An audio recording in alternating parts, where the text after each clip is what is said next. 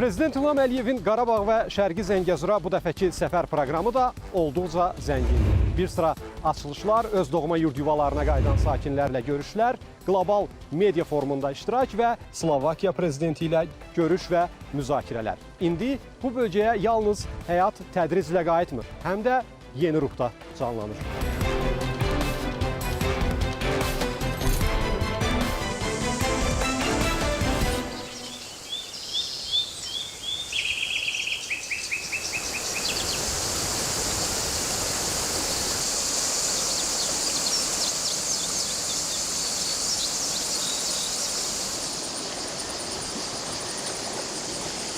Kiçik Qafqazın Azərbaycan daxilində ikinci ən böyük çay olan Həkəri həm kənd təsərrüfatında istifadə, həm də hidroenerji baxımından böyük potensiala malikdir. Yeri gəlmişkən Prezident İlham Əliyevin işğaldan azad olunmuş ərazilərimizdə açılışında iştirak etdiyi ilk infrastruktur layihəsi də Həkəri üzərində yerləşirdi.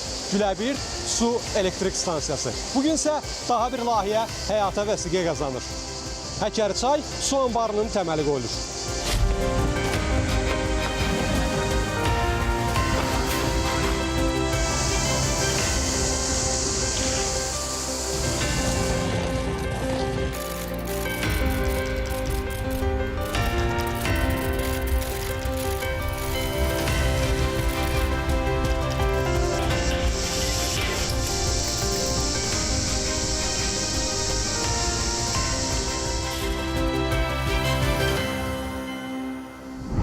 Qarabağ və Şərqi Zəngəzurun yaşıl zona elan edilməsi özünü praktik nəticələrdə də göstərir. Bölgədə fəaliyyətdə olan təkcə su elektrik stansiyalarının sayı 40-dan artıqdır. Bugün isə onların sırasına daha 3-ü Ağbulaq 1, Ağbulaq 2 və Şeylanlı su elektrik stansiyaları da qoşulur.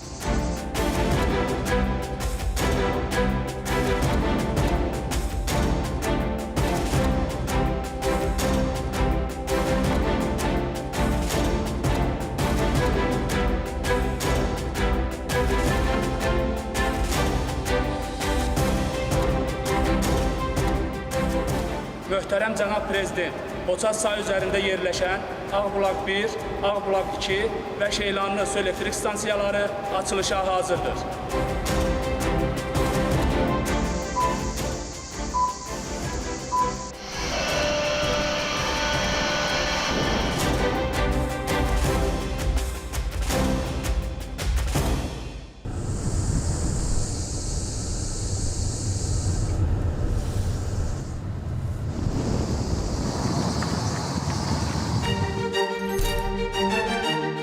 Şuşanın Kiçik Qaladərəsi kəndi vaxtilə Şuşa qalası ətrafında formalaşan yaşayış məntəqələrindən biridir.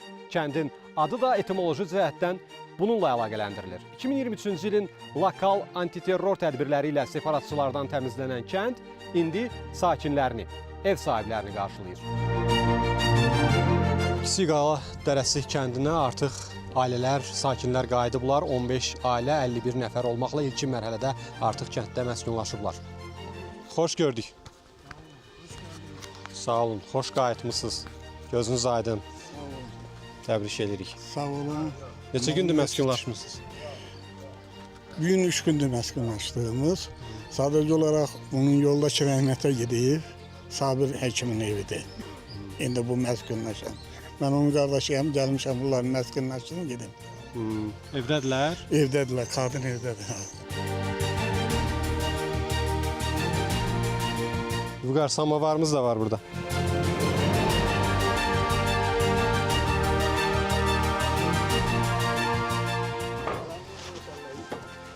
Xoş gördük. Gözünüz aydın. Hansı təəssüratlarla qayıtmışsınız? Çox gözəl təəssüratlarla gəlmişik, çox sevinirik. Ürəyimiz istədir. Möhtərəm prezidentimiz Allah can sağlığı versin. Gətirdi bizi, yenə də bura qovuşturdu. Bu gözəl havaya, bu gözəl cənnət kimi yerlərə gəldik, çıxdıq. Bir dənə pis oluram ki, yoldaşım gəlib görmədi, o buranın həsrəti ilə getdi. Qızım o səhəngi gətirdi mənə. Köhnə səhəngi də gətirmişsiniz deyəsən. Apardığımız şeyləri də gətirmişik. Səhəng. Səhəng hansıdır? Ya, o səhəng deyil. Səhəng budur. Bununla nə inirdilər? Su daşıyırıq bulaq. Bulaqdan su gətirirdilər. Gətirirdiniz.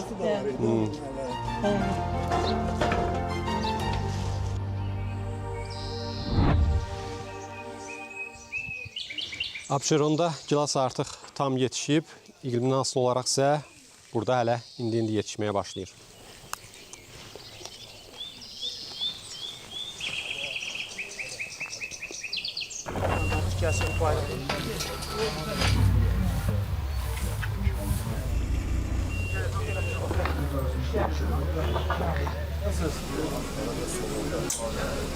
Əvvəlcə Prezident İlham Əliyevə stendlər vasitəsilə Kiçik Qala Dərəsi kəndi barədə məlumatlar təqdim ediləcək.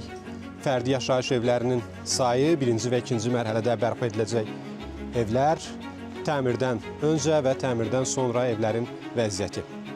Və daha sonra dövlət başçısı mənzillərdən birinə baş çəkəcək.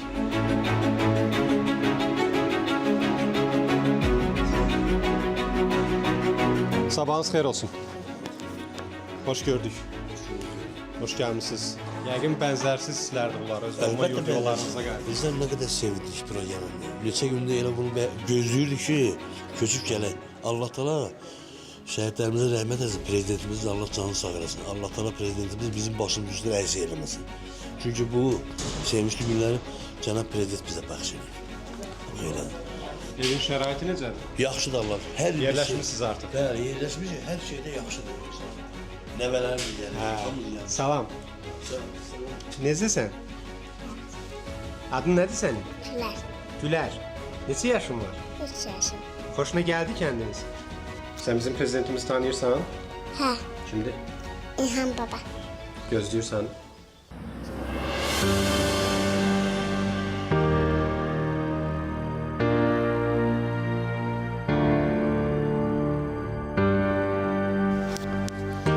Prezident İlham Əliyev artıq Kiçik Qala Dərəsi kəndindədir. Stendlərdə kənd barədə dövlət başçısına məlumatlar təqdim edilir. Daha sonra isə prezident mənzilə baş çəkəcək, burada görülmüş şəraitlə tanış olacaq və sakinlərlə görüşəcək. Ev sahibləri ali qonağı qarşılamaq üçün hazırdılar. Ev şəraiti necədir? Çox gözəl. Sizin sayenizdə. Bəli, əlbəttə yaxşıdır. Çox gözəl. Minnətdaram. Hər bir şey yerində. Elə vaxtında yoxdur. Sən necəsən qızım? Allah seni razı olsun. Nəyə çəkildi?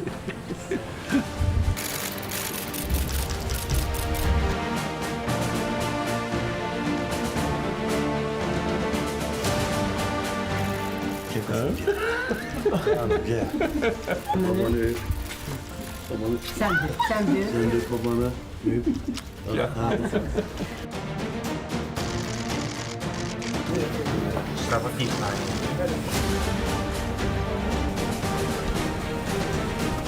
Daha sonra dövlət başçısı məhz burada Kiçik Qala Dərəsi kəndinin sakinləri ilə görüşəcək. Görüşün başlamasına təxminən 1 saat var və hazırda görüş yerində son hazırlıqlar görülməkdədir. Nənə gözünüz aydın. Təbrik edirik sizi. Buyurun, bölüşün təəssüratlarınızı bizlə. Hansı hisslərlə qayıtmısınız öz kəndinizə? Çok sevinirim. Koca çağımda yurduma gelmişim da, vətənimə geldim. Gözünüz aydın. Hə, sağ ol.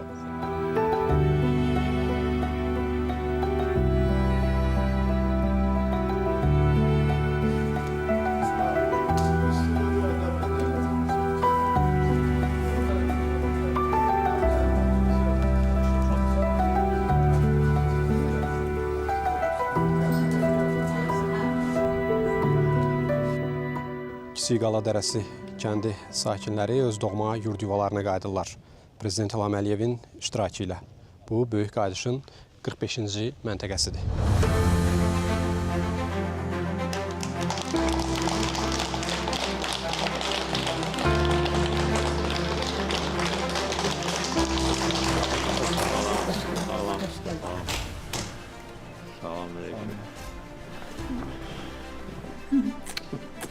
Seni verenin başına değil. Senin bu kollarına kurban oğlum, elmen de yumrukladım. Gel gelelim. Bu yaşımda məni bu vətənə gətirmişsən. Allah can sağ 101 olun. yaş istəyirəm səndən. 101 inşallah olacak. Bu hava ki burada var, Bəli. su, Hə. qohum əqrəba yanınızdadır. Əsas odur ki, doğma torpağında. Doğma torpağında. Elə. Hə, sağ ol. Sağ ol. Necə yaşayırsınız? Qəşəng. Qəşəng. Hə, qəşəng.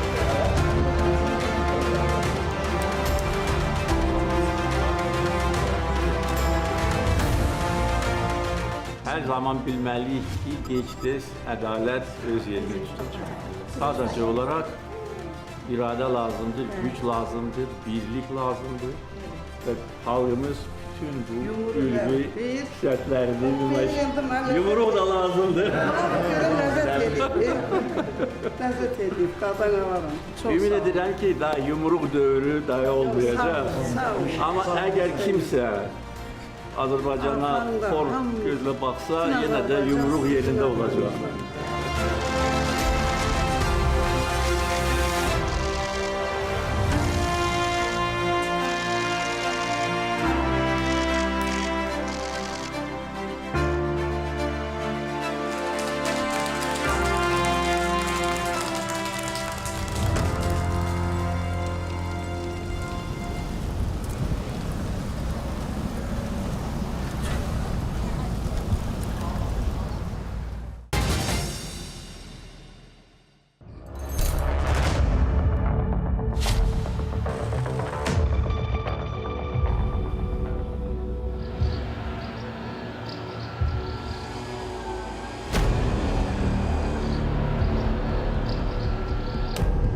Bütün Qarabağ və Şərqi Zəngəzurda olduğu kimi Şuşada da belə mənzərələrə çox tez-tez rast gəlmək mümkündür.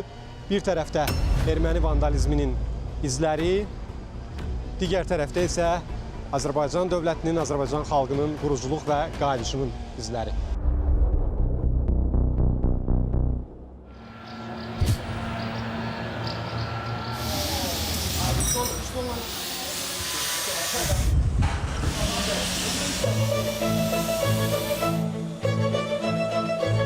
Prezident İlham Əliyev bölgəyə səfəri çərçivəsində eyni zamanda Şuşada Sadıqcanın evində görülmüş işlərlə tanış olacaq. Sadıqcan Azərbaycan musiqi mədəniyyətinin, xüsusilə tar sənətinin inkişafında müstəsna xidmətləri olmuş sənətkarlardan biridir.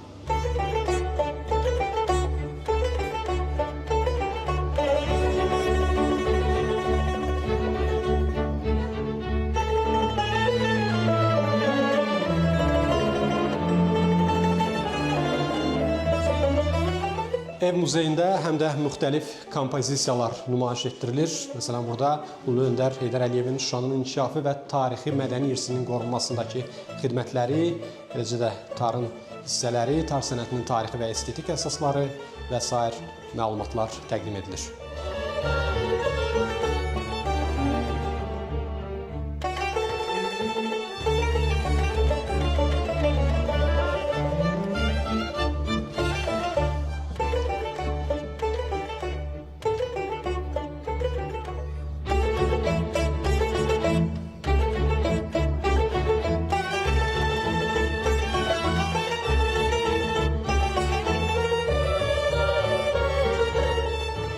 On 19-cu əsrdə Sadıqcanın təkmilləşdirdiyi Yeni Azərbaycan tarı.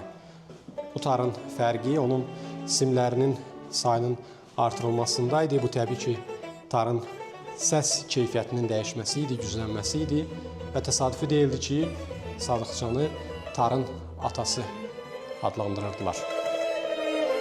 Məhz bu yeni tar Cənubi Qafqazda və Mərkəzi Asiyada həmin vaxta qədər məşhur olan 5 simli tarla rəqabətdə onu xeyli üstələdi və daha çox istifadə olunmağa başlanıldı bu. Ev muzeyi həm də Şuşanın orta əsrlərini, o cümlədən 19-cu əsrin ruhunu, həm də məclis ruhunu özündə əks etdirən elementlərlə zəngindir. Şuşa xalçaları, gəbələri və digər elementlər. Monitorda isə süni intellektlə hazırlanmış, məlumdur ki, Xurşudbani Natavanın məclislərində iştirak edib Sadıqcan həm də süni intellektlə canlandırılıb həmin məclislər.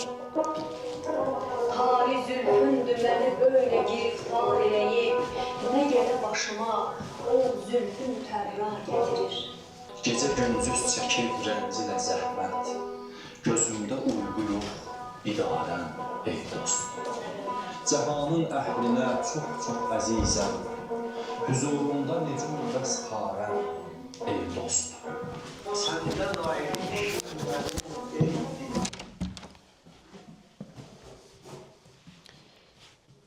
Ev muzeyi həm də bu cür interaktiv şəkildə musiqiləri dinləməyə imkan yaradır.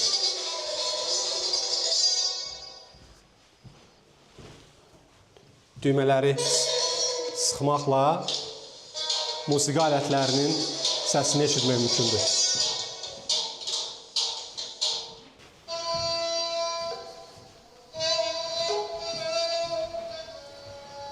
Ev muzeyində təqdim olunan tarixi əşyaların üzərində musiqi elementləri əks olunur və daha böyüdülmüş formada, qrafik formada təqdim olunur həmin elementlər. Və miniaturlar. Nizami Gəncəvinin 7 gözəl poemasından çəkilmiş miniaturlar.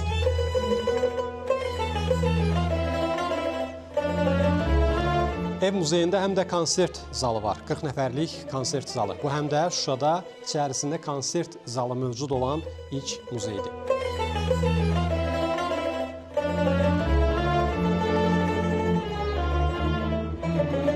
Bu maraqlı binanın qarşısında bu bina qədər maraqlı olan unikal bir heykəltaraşlıq kompozisiyası yerləşdirilib. Onun müəllifi Rəşad Mehdiyevdir. O bizim yanımızdadır.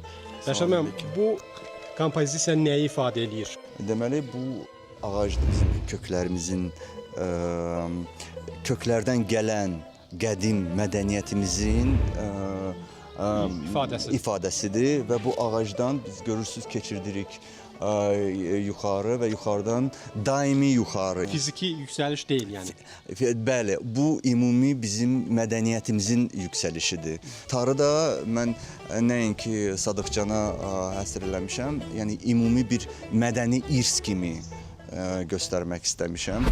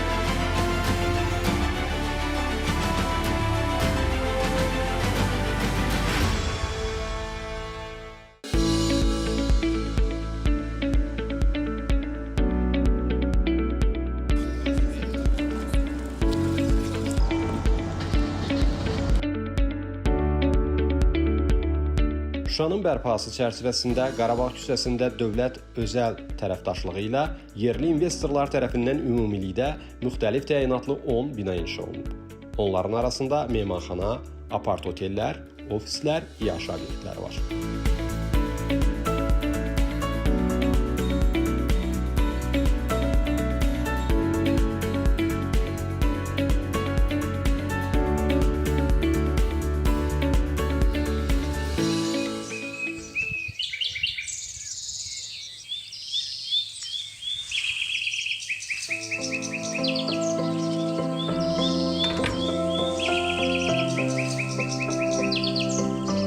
Prezident İlham Əliyev Şuşada Yasəmən Otelinin yeni korpuslarının açılışında da iştirak edəcək. Bu binalar Şuşanın orta əsr üslubunda layihələndirilib. Həm interyer, həm də eksteryeri. Ümumilikdə 101 yerlikdir.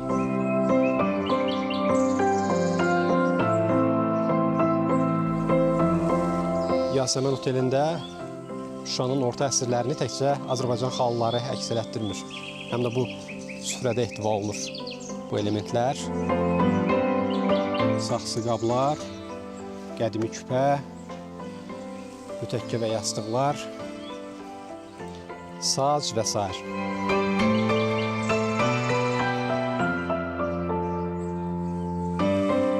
Həmçinin köhnə samavar.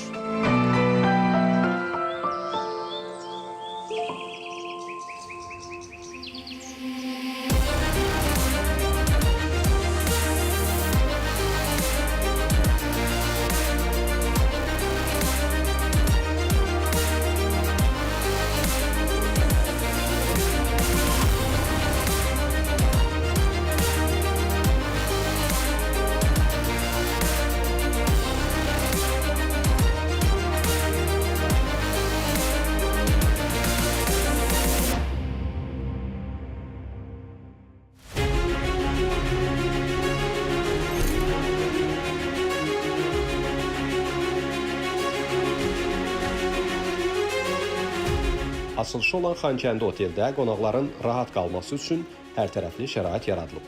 Burada ümumilikdə 101 otaq var. Oteldə eyni vaxtda 236 qonaq qala bilər. Burada bir sıra ictimai iaşə obyektləri, o cümlədən kafe, restoranlar və idman zalı fəaliyyət göstərəcək. Oteldə 45 nəfər işlə təmin edilir. Onlardan 20-si işğaldan azad olunmuş şəhər və rayonlardan olan sakinlərdir.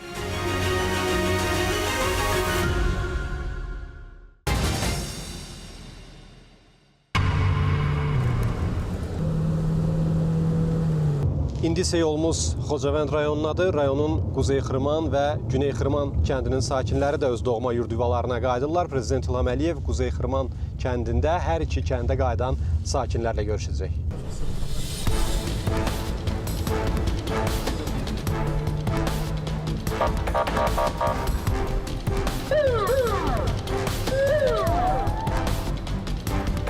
Xocavənd rayonunun Quzey Xırman kəndi də öz sakinlərini qarşılayır.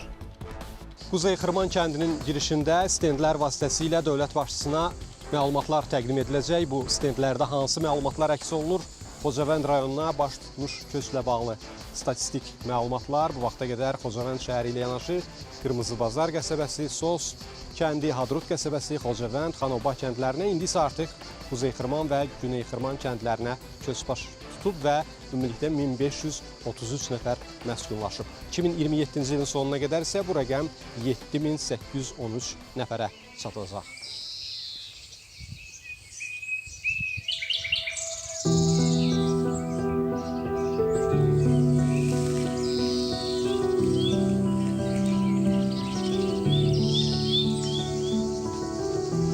Vaxtdan istifadə edib ev sahiblərinin də təəssüratlarını, hisslərini öyrənək.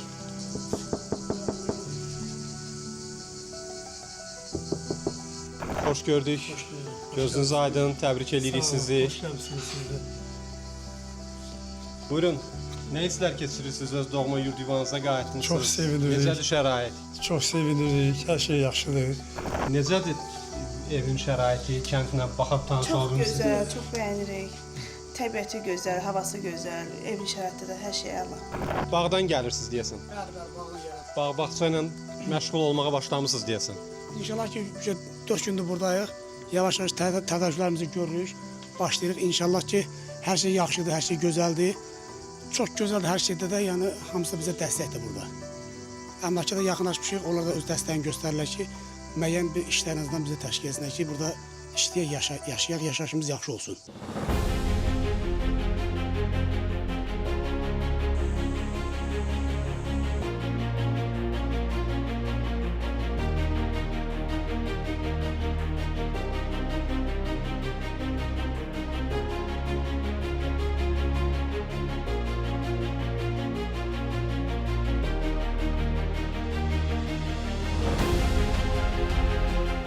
Böyük qayıdış proqramı da uğurlu icra edilir.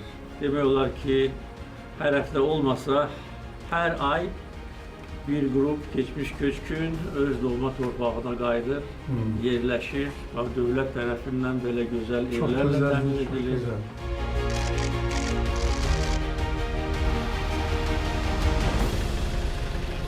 Allah bizdə bugün yaşadan İlham Əliyevə can sağlığı versin. Şükürlər olsun ki, biz öz torpağımıza qayıtmışıq. Şəhid qardaşlarımız kimdir? Bu oğlumdur, bu Həsənov Əvəzdir, bu da İskəndərov İlkindir. Nəvəmdir, nəvəm. Allah şəhidlərimizə rəhmət eləsin. Onların sayəsində, cənab prezidentin sayəsində vuruşa-vuruşa öz torpaqlarımızı qaytarmışıq geriyə və bu günlərin də azad torpaqlarımızda yaşayırıq. Böyük Qaydışın 46-cı və 47-ci məntəqələri Güney Xırman və Quzey Xırman kəndlərinin sakinləri öz doğma yurd yuvalarına qayıdırlar. Prezident İlham Əliyevin iştirakı ilə.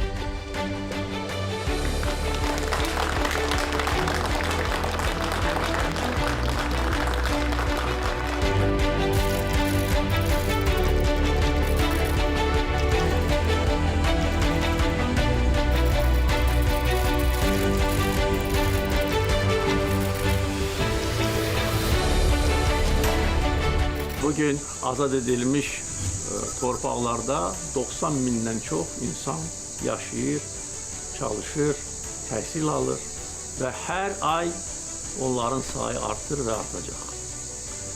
Sizin üçün də dövlət gözəl evlər tikib, bərpa edib, bütün şərait burada var. Təbiəti gözəl, havası təmiz, suyu bol, torpağı münbit. Sadəcə can sağlığı sizə arzulayıram ki, xoşbaxt yaşayasınız, dərd bəla olmasın bundan sonra, uşaqları yaxşı böyüdəsiniz, vətənpərvərlik ruhunda və Azərbaycan xalqına, dövlətinə, ürəyində sevgi ilə böyüsünlər və lazım olanda, inanıram ki, daha lazım olmayacaq, amma lazım olanda hamı bilməlidir ki, dəmir yumruq yerindədir və yerində olur.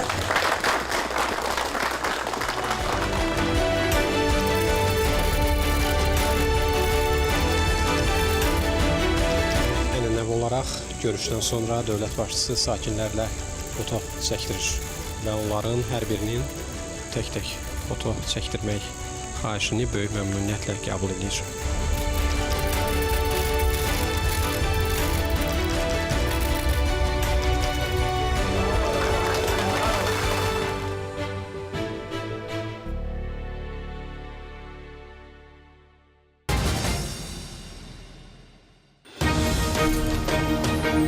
Sülhün təşviqində medianın missiyası, həqiqətin bərpası və etimadın yenidən qurulması mövzusunda ənənəvi Şuşa Qlobal Media Forumu işinə başlayır.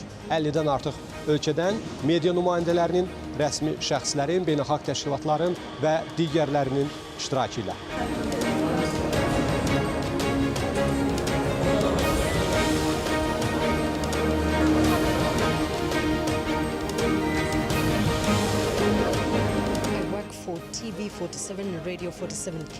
Kenyanın TV47 və Radio 47 media qurumlarında çalışıram. Şuşa Qlobal Media Forumunda ilk iştirakimdir. Təəssüratlarım çox yaxşıdır. Müxtəlif ölkələrdən olan jurnalistlərlə bir yerdə olmaq mənim üçün həm məlumat baxımından, həm də fərqli mədəniyyətlərlə tanışlıq baxımından çox maraqlıdır. Mənim bu forumda 4-cü iştirakımdır. Burada qloballaşma, texnologiyalar, jurnalistika, mətbuat və ifadə azadlığı, eləcə də dünyanın bu sahələrdə üzləşdiyi çağırışlar müzakirə olunur. Hər şey möhtəşəmdir.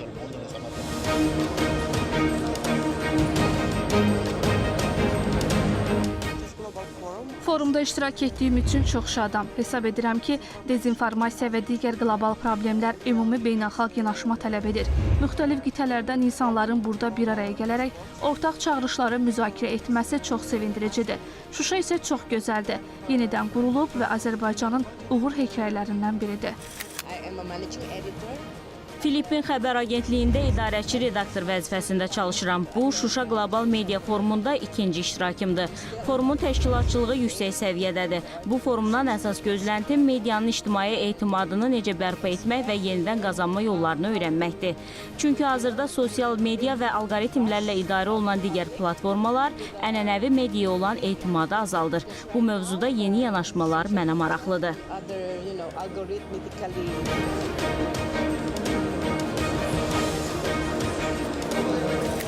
Forum çərçivəsində dünyanın müxtəlif ölkələrindən olan jurnalistlərlə dezinformasiya və yanlış məlumatlandırma problemini müzakirə etmə imkanı əldə edəcəyimizi gözləyirik. Bakı getdikcə qlobal cənub ölkələri üçün mühüm mərkəzə çevrilir və hazırda dünyada onların mövqeyini ifadə edə bildiyi azsaylı platformalardan biri kimi ön plana çıxır. Ümid edirəm ki, bu mühüm tədbir vasitəsilə müxtəlif ölkələrdən olan media nümayəndələri güclü əməkdaşlıq və əlaqələr qura biləcək.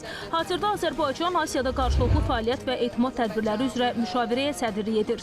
Bu forumda Azərbaycanın sədrliyi dövründə irəli sürdüyü baxışın nə dərəcədə güclü öhdəliklə həyata keçirildiyini göstərir.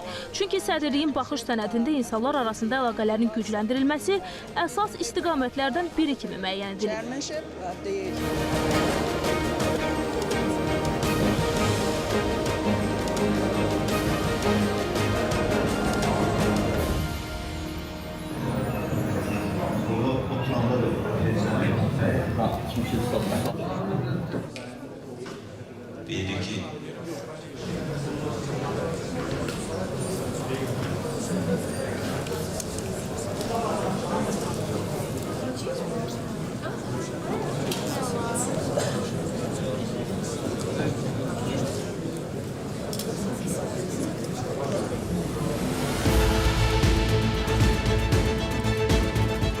Ənənəvi Şuşa Qlobal Media Forumunda 4-cü dəfə Prezident İlham Əliyev iştirak edir.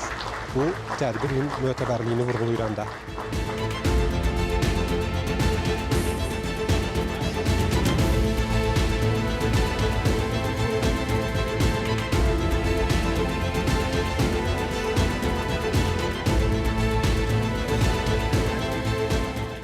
Əminəm ki, vaxt keçdikcə dövrü olaraq buraya gələn qonaqlarımızın bir çoxu Qarabağın inkişafını, yenidən qurmanı görürlər. Onlar ilk dəfə gəldikləri zaman bəlkə də yalnız dağıntıları gördülər, lakin indi şəhərləri görürlər. Onlar yeni mənzillərdə və evlərdə yaşayan insanları görürlər. Bir sözlə, bu müxtəlif meyarların kombinasiyasıdır. Birincisi, hər dəfə, hər il forumun mövzusu sadəcə cari çağırışları əks etdirir. İkincisi, mühit çox mehriban, çox müsbətdir və müxtəlif mediadan olan bir çox insanlar əminəm ki, Şuşada görüşlərdən sonra yaxın dostlara çevrilirlər.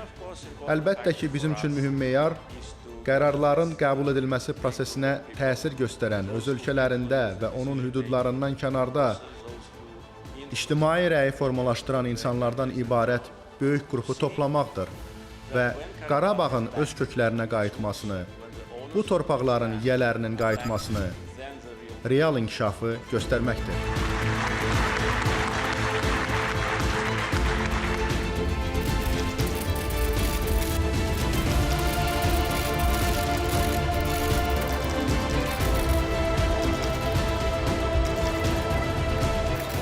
Forumun açılış mərasimi sona çatdı. İndi Prezident İlham Əliyev iştirakçılarla birgə foto çəkdirəcək.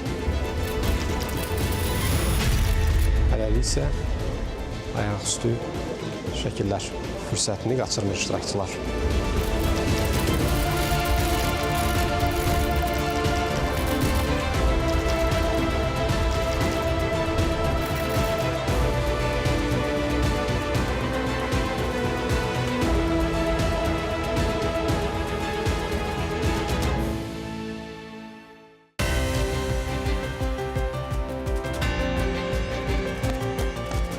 Slovakiya prezidenti ilə görüş və müzakirələr siyasi diplomatik mərkəzə çevrilmiş Şuşada keçiriləcək. Bu vaxtadək onadək dövlət və hökumət başçısı Qarabağda səfərdə olub. Bu, siyasi liderlərin səfərinin bir protokol hadisəsi, yalnız bir komponenti deyil. Azərbaycanın yaratdığı yeni gündəliyə, quruculuq, qayıdış və sülh gündəliyinə beynəlxalq dəstəyin daha bir ifadəsidir. Görüşlər ərəfəsində yol yorğunluğunu Azərbaycan çayı ilə azaltmaqla yanaşı, səliqə səhman işləri də vacibdir. Rəsmi qarşılanmanın başlamasına hələ bir qədər var, ancaq qonaqlarımız təşrif buyurublar və ayaqüstü çay və kofeyə qonaq etməklə həm də müzakirələr davam edir.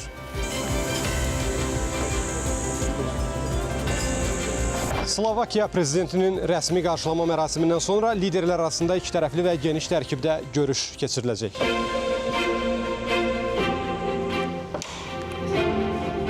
liderlər arasında ikitərəfli görüş isə məhz bu otaqda keçiriləcək.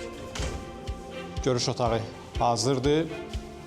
Operatorlar da son sazlamaları həyata keçirirlər.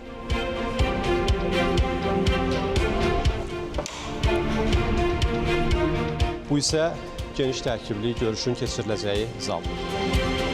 Dövlət başçısını müşayiət edəcək nümayəndə heyətlərinin adları hansı məsələlərin müzakirə olunacağını proqnozlaşdırmağa, təsəvvür etməyə imkan verir.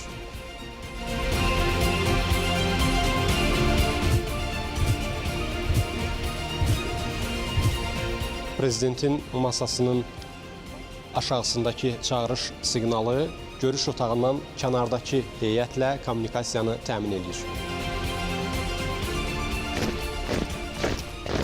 Rəsmi qarşılanmanın başlamasına çox qalmayıb.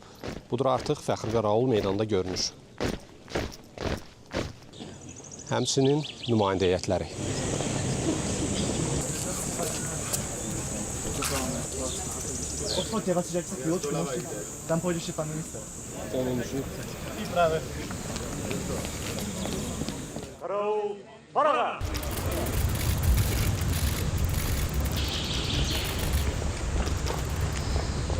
Rəsmi qarşılanmanın güllələnmiş heykəllərin, yəni Xurşudbani Natavanın, Üzeyir Hacıbəylinin və Bülbülün heykəllərinin önündə təşkil olunmasının da bir rəmzi mənası var.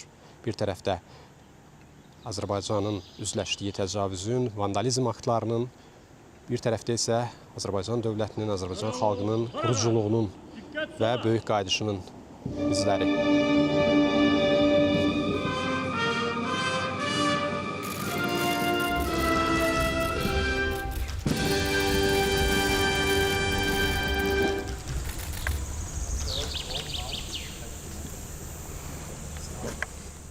Qaravul, farağa! Qaravula! Al!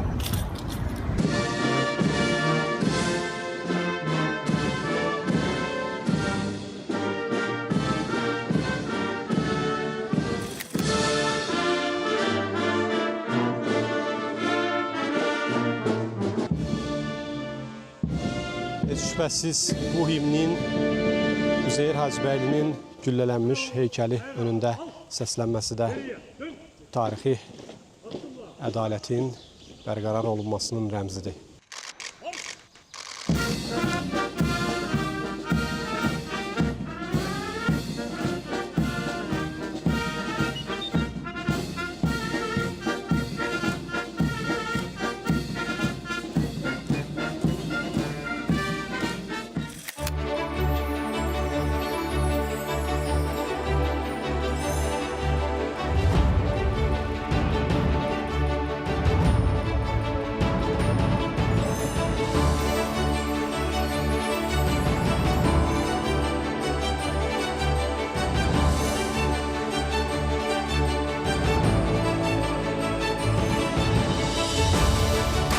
Prezident İlham Əliyev rəsmi qarşılanma mərasimindən sonra ikitərəfli görüşə daxil olarkən qonağa bu bina barədə məlumat verdi. Qeyd edək ki, bu həmin binadır ki, Şuşa işğaldan azad olunarkən Müzəffər Azərbaycan əskəri üç rəngli bayrağımızı məhz bu binanın üzərində dalğalandırmışdı.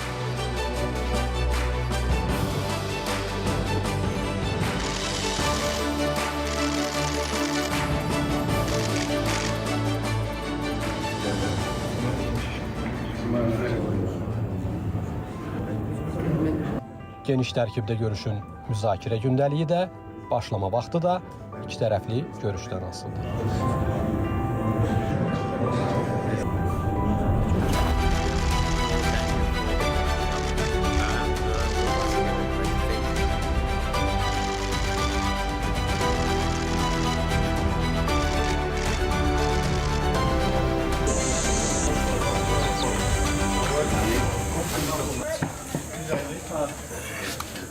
...2024-cü ildə Slovakiya Baş naziri Robert Fitsonun ölkəmizə səfəri çərçivəsində imzalanmış strateji tərəfdaşlığa dair birgə bəyannamə münasibətləri yeni səviyyəyə qaldırdı. 2025-ci ildə Azərbaycan prezidentinin bu ölkəyə səfəri isə əlaqələrə yeni dinamizm verdi. Azərbaycan və Slovakiya arasında əməkdaşlıq həm də enerji sahəsini əhatə edilir. 2024-cü ildən etibarən Slovaklar Azərbaycan qazını alırlar. Bu, Slovaklar üçün kritik tarix idi. Həmin vaxta qədər Slovakiya Rusiya üzərindən keçməklə dostluq boru xətti vasitəsilə Rusiya qazını əldə edirdi. Ancaq yeni siyasi şəraitdə Slovakiya bu imkandan məhrum oldu və Azərbaycan qazı xilas edici jilet rolunda çıxış etdi. Daha sonra liderlər mətbuata açıqlama ilə məhz burada çıxış edəcəklər. Hazırda son hazırlıqlar görülür. 1, 2, 3.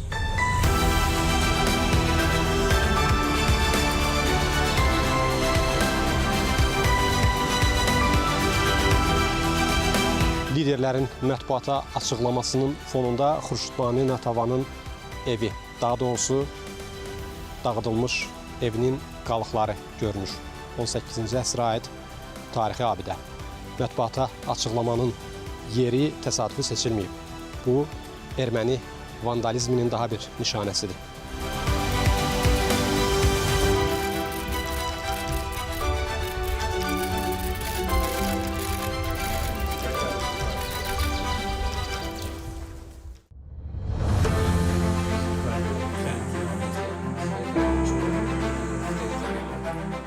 Müzakirə edilən məsələlər arasında təbii ki, ənənəvi məsələlər üstünlük təşkil edirdi. Ticarət, iqtisadi əlaqələr, energetika sahəsində əməkdaşlıq, hərbi texniki sahədə əməkdaşlıq və digər sahələr prioritet təşkil edir.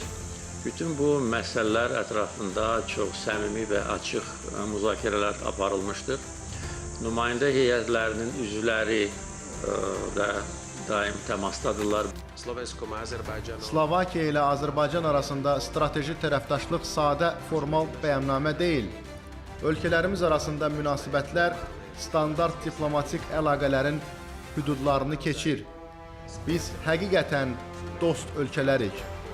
Biz bir-birimizə xeyli kömək edən və əla münasibətlərimizi konkret layihələrə, əyani əməkdaşlığa çevirən dostlarıq.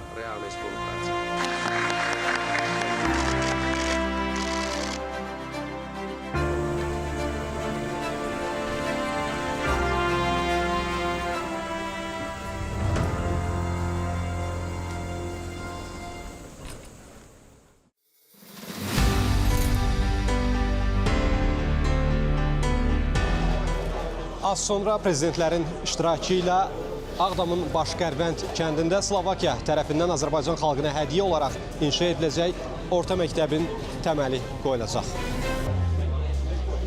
Prezidentlərin gəlişinə hələ bir qədər var.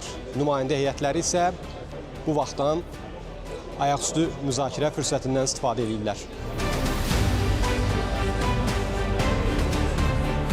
Actually, it's nothing new. Bizim Azərbaycanla əməkdaşlığımız yeni deyil. Bizim çox illik əməkdaşlığımız və dostluğumuz mövcuddur. Hazırda bu münasibətlər daha da inkişaf edir. Mən burada öz həmkarlarımla yeni əməkdaşlıqlar barədə müzakirələr edirik. Biz sabah yenə görüşəcəyik. Görüşün mövzusu qaz tranziti ilə bağlı olacaq. Avropa Birliyinə də uzunmüddətli müqavilələr gərəklidir. Slovakiya 2027-ci il üçün başqa ölkələrdən qaz tranzitini hədəfləyir. Azərbaycan isə bu barədə prioritet ölkədir. Birinci fazada 200 hektarlıq ərazinin tikintisi başlayıb. 851 evdən ibarətdir. Və burada artıq iki körpələr evi uşaq bağçası, biri 100 yerlik, biri 120 yerlik, bir məktəb, tam orta məktəb, 840 şagirdlik və inzibati bina, tibb məntəqəsi layihənin çərçivəsində 35 kilometrdən çox daxili yollar, kommunikasiya, 110 kilometrlik elektrik şəbəkəsi, qaz şəbəkəsi, yəni ağıllı kənd olacaq və eyni zamanda işğaldan azalmış ərazilərdə əhali sayına görə ən böyük kənd olacaq.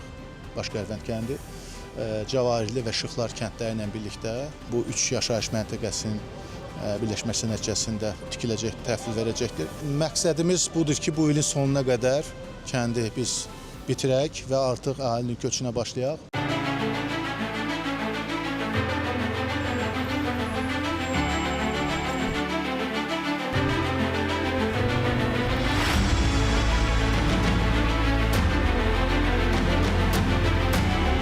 başçılarına əvvəlcə stendlər vasitəsilə Baş Qərbənd kəndi barədə məlumatlar təqdim edilir.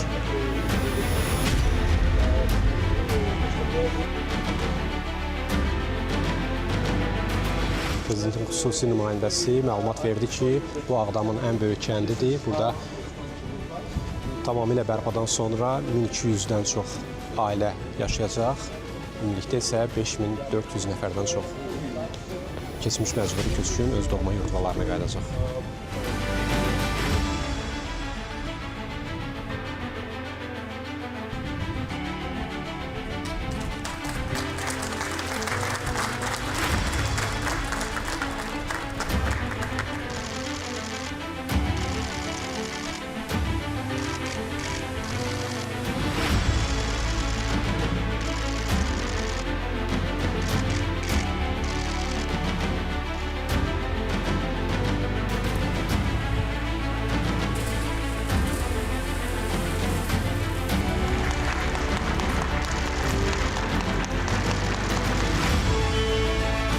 Prezidentlər indi elektrokarlar vasitəsilə kəndlə tanış olacaqlar birlikdə.